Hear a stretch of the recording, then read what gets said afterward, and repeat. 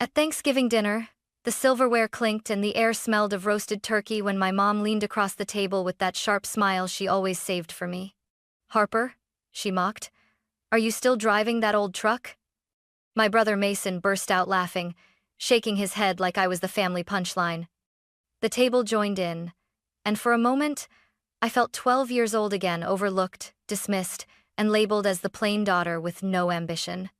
They thought that truck defined me, proof I was stuck, small, and ordinary. What they didn't know was that the old truck wasn't a limitation, it was camouflage. Behind it, I'd spent years building something no one in that room ever bothered to ask about. A company, a fortune.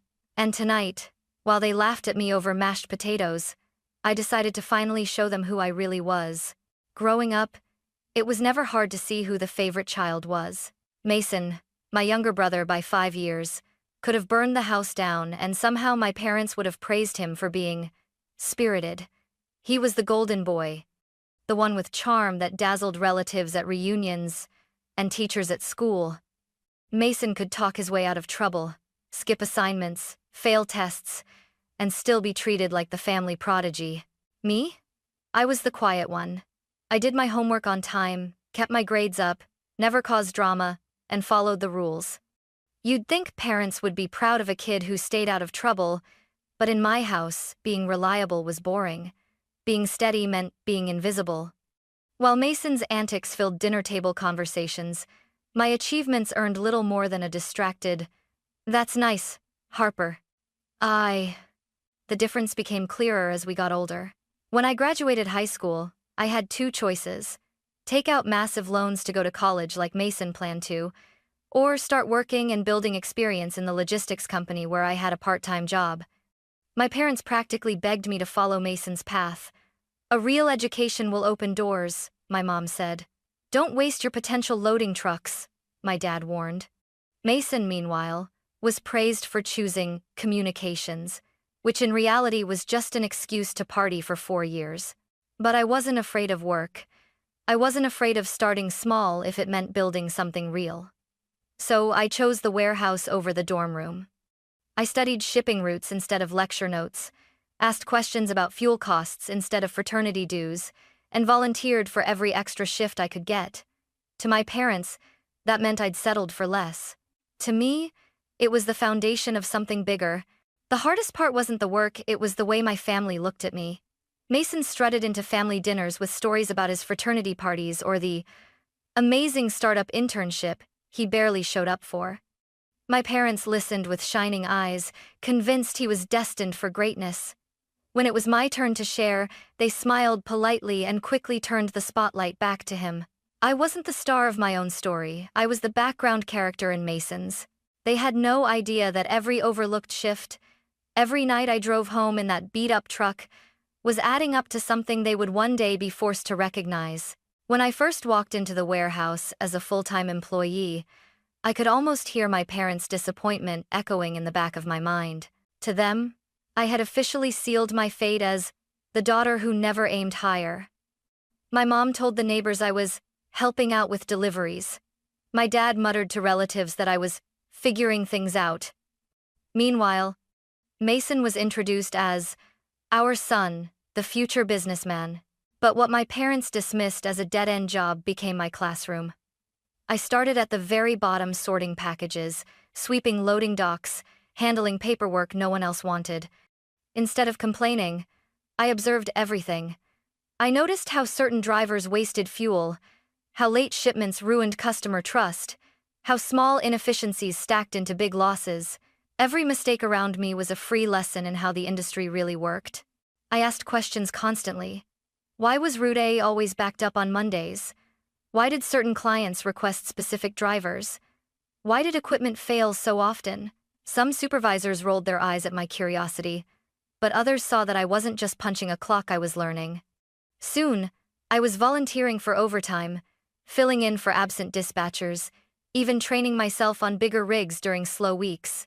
Within 2 years, I wasn't just another warehouse worker, I was trusted enough to manage dispatch schedules.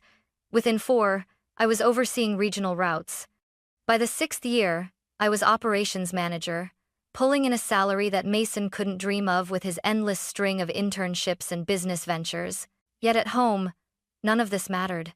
At Thanksgiving, my mom would still pat my hand and ask if I was making enough to get by. My dad would sigh and tell me I should think about going back to school. Mason, of course, showed up with leased cars and flashy suits, and they praised him like he was already CEO of a Fortune 500 company. I remember one family barbecue where Mason laughed, beer in hand, and said, "Harper, when are you going to get a real car? That truck looks like it belongs in a junkyard." My parents chuckled as if it were the funniest joke they'd ever heard. I just smiled and changed the subject. Because while they laughed, I was saving every dime, building every skill, and quietly laying the groundwork for a future they couldn't begin to imagine. They thought I was stuck. In reality, I was getting ready to leave them all behind. By the time I turned 28, I knew I'd hit the ceiling where I was.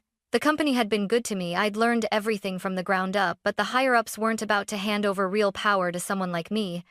Not a woman, not without a fancy MBA, not when they had their own sons and nephews to groom for leadership.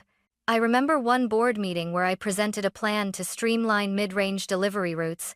It could have saved the company thousands each quarter. They nodded politely, thanked me, then turned to a 24-year-old management trainee to ask his thoughts. He shrugged, repeated one of my points in fancier words, and suddenly he was the one being praised. That was the moment I realized I'd never be more than useful background noise to them. So I made a choice. I called Danny, an old colleague who had been driving rigs for 15 years and knew every shortcut, way station, and gas stop between Maine and Florida. Danny wasn't flashy, but he was sharp, dependable, and, most importantly, he believed in me. Over coffee in a dingy diner, I laid out my plan.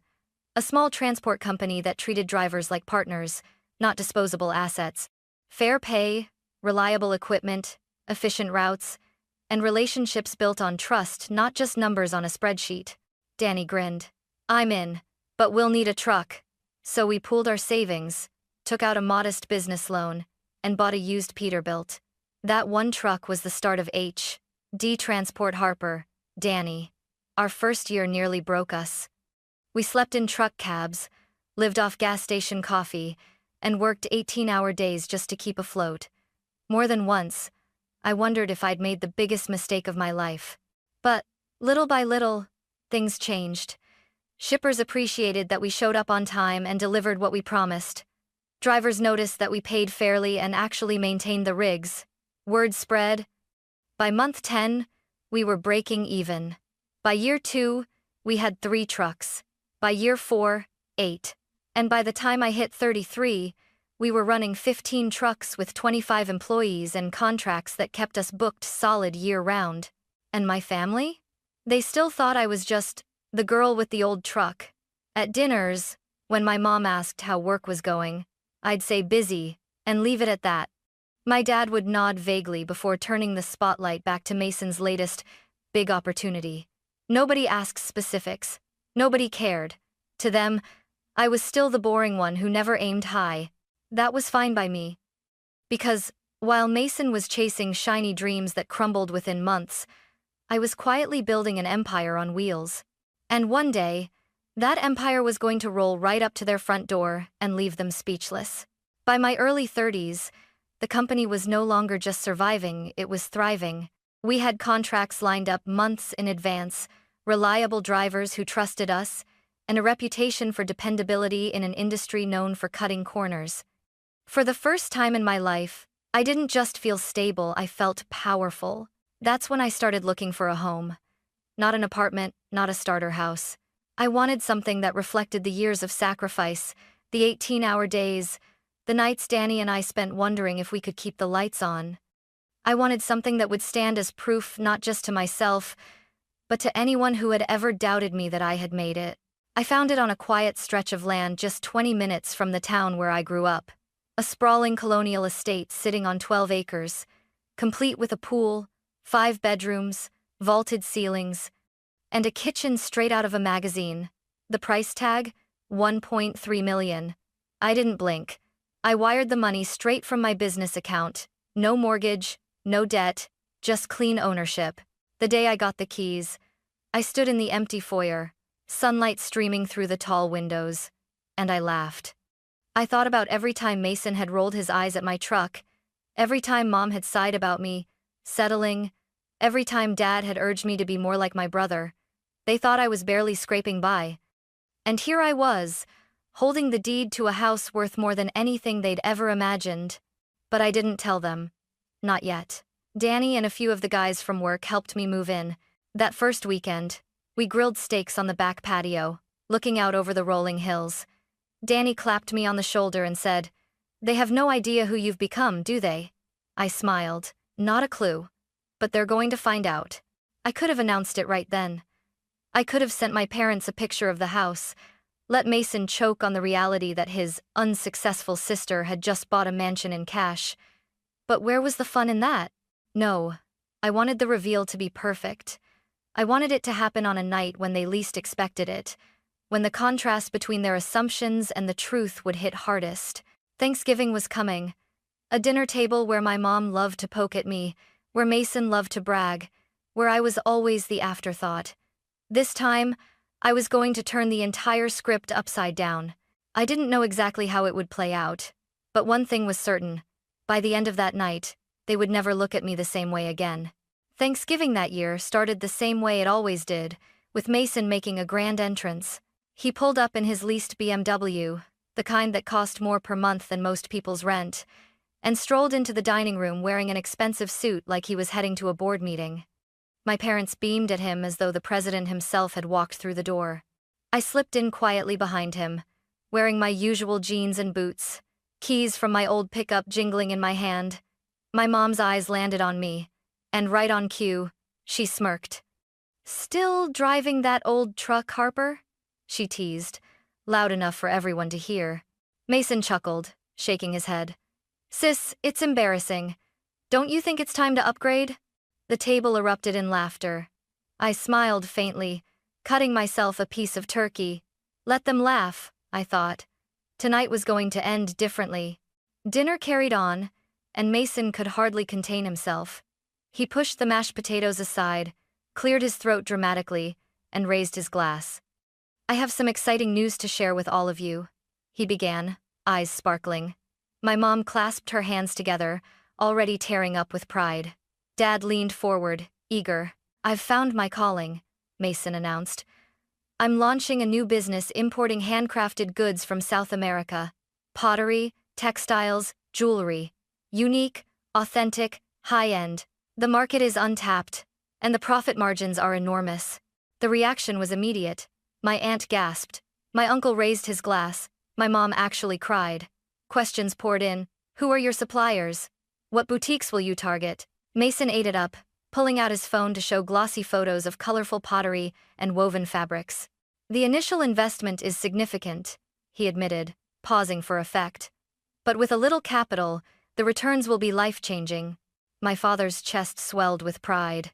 "And we believe in him so much," he declared, "that we're backing him as his lead investors." The table fell silent for a beat. I looked up sharply. "Investors?" Mom dabbed at her eyes, smiling through tears. "We took out a home equity loan. $120,000. Mason's business plan is solid, it's finally his time." I set my fork down, my pulse spiking. They'd risked their house, their retirement, for Mason's latest shiny scheme? Around me, the family buzzed with excitement, clinking glasses, offering congratulations. Mason basked in the attention, grinning like a king. My parents glowed with pride, convinced they were on the ground floor of something extraordinary. No one looked at me. No one asked my opinion. To them, I was still the quiet daughter with the rusty truck, good for polite smiles and little else. But inside, I was boiling. I had stayed silent through years of dismissals, endured every laugh at my expense. Tonight, though, I wasn't just going to correct the record. I was going to shatter their illusions in one clean strike. And I knew exactly when to do it. The room was buzzing after Mason's announcement. My mother kept squeezing his hand as though he'd just cured cancer. My father raised his glass again, proclaiming, "To Mason, the future of this family." I sipped my wine quietly, letting the noise wash over me. It was almost funny how quickly they forgot about me sitting there. How easily they bought into Mason's glossy story, blind to the cracks right beneath the surface. Finally, when the laughter settled, I cleared my throat. Actually, I have some news too. The words hung in the air like smoke. Forks froze mid-air. Mason barely glanced up from his phone. Oh? What is it? Harper finally trading in that truck? A ripple of laughter passed around the table again, but it died quickly when I spoke. I bought a house, I said evenly. My mother smiled absently, still half distracted by Mason. That's nice, dear. Where? I set my glass down and met her eyes. Riverside Estates. The clatter of silverware hitting plates was deafening. Conversation stopped. My father blinked. You mean the Riverside Estates? Those homes start at $800,000. Mason laughed, but it was strained. You mean like a condo, right? They have some affordable units there. Not a condo, I corrected. A house, 6 bedrooms, 12 acres, paid cash. Silence. Pure, suffocating silence. My mother's wineglass stalled halfway to her lips. My father's jaw tightened. Mason's smirk faltered, then vanished altogether. That's not possible, Mason muttered. You drive trucks. You don't have that kind of money. I reached into my bag and slid my phone across the table, the real estate listing glowing on the screen. Photos of the estate, gleaming kitchen, sunlit living room, sprawling backyard lit up their shocked faces. My father leaned forward, voice low. Harper, how? I held his gaze, steady and calm. I own a company, H.D. Transport, 15 trucks, 25 employees, $7 million in annual revenue. Built it from the ground up over the past 6 years. My mother gasped. What? Mason's face drained of color. You're lying. I smiled faintly. No, Mason. I just never bothered explaining because no one ever asked. Every time you mocked my truck, every time you changed the subject when I mentioned work, you didn't want to know. So I stopped trying to tell you. The questions came like gunfire after that. How long had I owned a company? Why hadn't I told them? What exactly did the business do? I answered each one, calm and precise, while Mason grew redder with every detail. Finally, he snapped. This is bullshit. You're making this up to steal my moment. I leaned back in my chair, crossing my arms. Steal your moment? Mason, I've been building my future for over a decade while you've been chasing fantasies. I didn't steal anything. You just never noticed. My father's face was pale now, my mother's eyes wet. Mason slammed his fist on the table. Prove it! So I did. I showed them bank statements, company registrations, photos of my fleet with my logo on the doors. Every piece of evidence drove the knife deeper into Mason's pride. The boy they had worshipped as their shining star was suddenly sitting in the shadow of the sister they'd dismissed all her life. And judging by his clenched jaw and trembling hands, Mason knew it too. The silence around the table was heavy, almost suffocating. My parents were still processing the reality that I wasn't the disappointment they'd always assumed. Mason, however, wasn't about to surrender the spotlight so easily. You're exaggerating, he spat, his face flushed. Even if you do have some trucks, you're not that successful. Not compared to me. I'm building something real. I tilted my head, my voice calm. Real? Mason, what exactly do you have? A half-baked import plan and 120, zero of mom and dad's money tied up in it. My father shifted uncomfortably. My mother reached for her wine again. Mason's jaw clenched. It's called leveraging. Every entrepreneur takes risks. I leaned forward. Leveraging is when you borrow responsibly, with assets to back it up. You? You're drowning in debt and calling it ambition. Mason's eyes widened. You don't know what you're talking about. That's when I pulled out my phone and opened an app. Actually, I do. I ran a background credit check. Standard practice in my industry before partnering with anyone. The color drained from his face. You wouldn't. Your student loans still sit at nearly 70, zero. Your credit cards? Over 40, zero maxed out. Your precious BMW? 18,000 left on the lease. And that's not even counting the smaller personal loans. Total? About $130,000. The room froze. Forks clinked softly against plates as hands trembled. My mother's eyes went wide with shock. My father's face flushed deep red. Mason shot to his feet. "That's private," he barked, his voice cracking. "You had no right." "Private?" I countered, my tone sharp. "You stood here tonight asking them to stake their home, their future, on your big idea, all while hiding the truth about your financial disaster. That's not privacy, Mason. That's fraud." My father's hands curled into fists on the table. "Is this true?" he demanded, his voice shaking. Mason stammered. "It's not debt, it's leverage, I told you. It's all part of the plan." "The plan?" I cut him off. "You've never stuck with a job longer than 8 months. You've burned through internships, startups, and schemes like matches. And now you've dragged them into your mess. You didn't want investors. You wanted a bailout." The silence was deafening. My aunt's fork clattered to her plate. My uncle shook his head in disgust. My mom's lips trembled. "Mason, tell me she's wrong." He opened his mouth, but nothing came out. His eyes darted, searching for a lifeline. "I just needed a chance. This business is different." I leaned back in my chair, folding my arms. "That's what you said about the tech startup, about the wellness company, about the dropshipping store, about crypto, about every single disaster you left behind while they cheered you on and laughed at me." My father's voice was low, seething. "You let us take out a home equity loan on our house for this?" Mason's shoulders sagged, the fight draining out of him. "I thought I could make it work. I thought—" I cut in, sharper than ever. "You thought wrong. And now they're paying the price." My mother covered her face with her hands. My father looked as though he'd aged 10 years in a matter of minutes. Mason stood trembling, his suit suddenly looking more like a costume than a badge of success. For the first time in my life, the golden boy had been stripped bare, exposed for exactly what he was: reckless, entitled, and broke. And I? I wasn't the overlooked sister anymore. I was the one who had finally forced everyone at that table to see the truth no matter how much it hurt.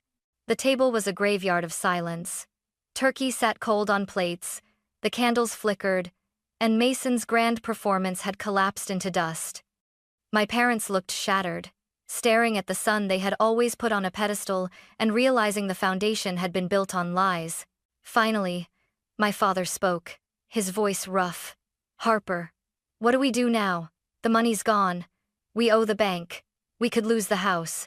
I took a deep breath. For years, I had kept my head down, let them underestimate me, let Mason carry the family's hopes on his shaky shoulders. But this was different. They were in real danger, and whether they deserved it or not, I wasn't going to let them drown. "I'll cover the loan," I said firmly. "All of it. Tomorrow, I'll wire the money to pay off the debt. You won't lose the house." My mother's eyes filled with tears. "Harper, we don't deserve this. After the way we treated you." I held up a hand. "This isn't about deserving. It's about protecting what you worked your whole lives for." "But," I added, turning my gaze to Mason, "there will be conditions." Mason bristled, color flooding back into his cheeks. "You can't control me." "Actually," I said evenly, "if I'm bailing out Mom and Dad because of you, then yes, I can. Either you sign over financial power of attorney to me and follow a strict repayment plan, or you declare bankruptcy and live with the consequences. No more handouts, no more schemes. Real work, real accountability." The room went still. Mason's jaw worked furiously, but he didn't speak. My father leaned forward, eyes like steel. "She's right. If Harper saves this house, you'll do exactly what she says," Mason exploded. "This is insane. She's been hiding her success just to humiliate me. She's not better than me, she's just lucky." I laughed sharp, humorless. "Lucky? Mason, I spent 15 years working 12-hour days, sleeping in truck cabs, building something real while you were chasing shortcuts. That's not luck, that's effort. Something you've never had the patience for." My mother reached out, gripping my hand with trembling fingers. "We're so sorry, Harper. We should have seen you. We should have asked. We should have cared." Her voice cracked, but I didn't let the emotion sweep me away. "Not yet." I kept my eyes on Mason. "Your choice. Sign, or walk away. But if you walk, don't ever ask them or me for another dime." For a long moment, he just stood there, chest heaving, eyes darting from face to face. Then, slowly, grudgingly, he sat down and scribbled his signature on the papers I slid across the table. The golden boy had fallen. The next morning, I transferred 120, zero to my parents' account, wiping the debt clean. Their house was safe. That evening, I moved Mason into a modest studio apartment near one of my distribution centers. I had already arranged a job for him, a warehouse associate. Starting pay, 16 an hour. The same job I had once started with. He hated it. Every day, he complained about the hours, the physical labor, the lack of prestige. But for the first time, he was learning what real work looked like. And whether he lasted or not, the message was clear. The free ride was over. As for my parents, something changed after that night. They asked about my business, visited my office, met my employees. For the first time since I was a teenager, they looked at me not with pity but with pride. It was bittersweet. I had spent half my life waiting for their approval, only to realize I no longer needed it. What mattered was that I had built something solid, something no one could laugh away. That Thanksgiving dinner had started with their laughter echoing in my ears. It ended with their silence and my truth filling the room. And from that day forward, nobody in my family ever mocked my old truck again.